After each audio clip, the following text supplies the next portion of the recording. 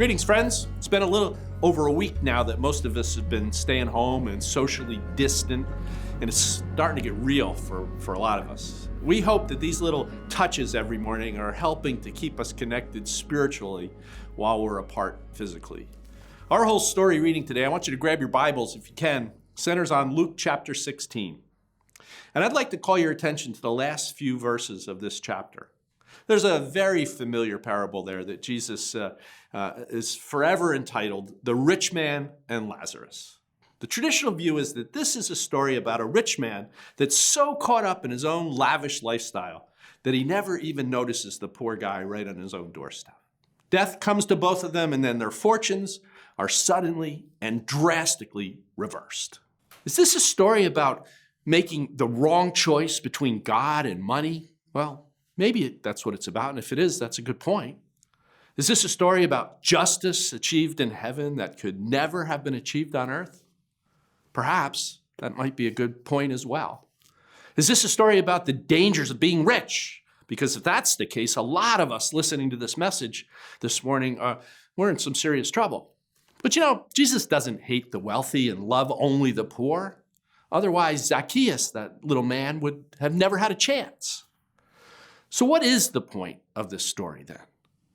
It seems simple enough that the rich man has all of his glory here on earth, then goes to hell and is tormented forever, while Lazarus suffers for a little while here on earth, goes to heaven and lives in glory for eternity. That actually makes sense, but you know, that's pretty bad theology. Because what do we really know about either one of these two guys? We don't know that Lazarus was a truly good guy who had bad financial fortunes, or that the rich man was some kind of monster who cheated everybody in order to get what he has. Maybe Lazarus wasn't a nice guy at all. Maybe the rich man did wonderful things with his wealth. That actually makes sense that he fed Lazarus, otherwise why would he have hung out on his doorstep all those days? So if that's not a good reading of this story, well then what's the point? If we're up to me, I would entitle this story, A Theology of Missed Opportunities. Because if we make it only about rich and poor, we miss the whole point, and we really just continue the misconception about blessings and curses in this life. Let me say this very plainly. Lazarus is in heaven because he believed in Jesus Christ, and the rich man is not because he didn't. Simple as that. Social status had nothing to do with it at all. But here's the point for our application. Verse 26 says, "And besides all this, between us and you, a great chasm has been set in place, so that those who want to go from here to you cannot, and nor can anyone cross over from there to us." It pains Abraham to say it, but the bottom line, he says, is that you had a chance and you missed the opportunity, and now it's too late. We don't know how often the rich man refused to make a decision. Maybe Lazarus asked about it every single day as the rich man stepped over him on his way to work.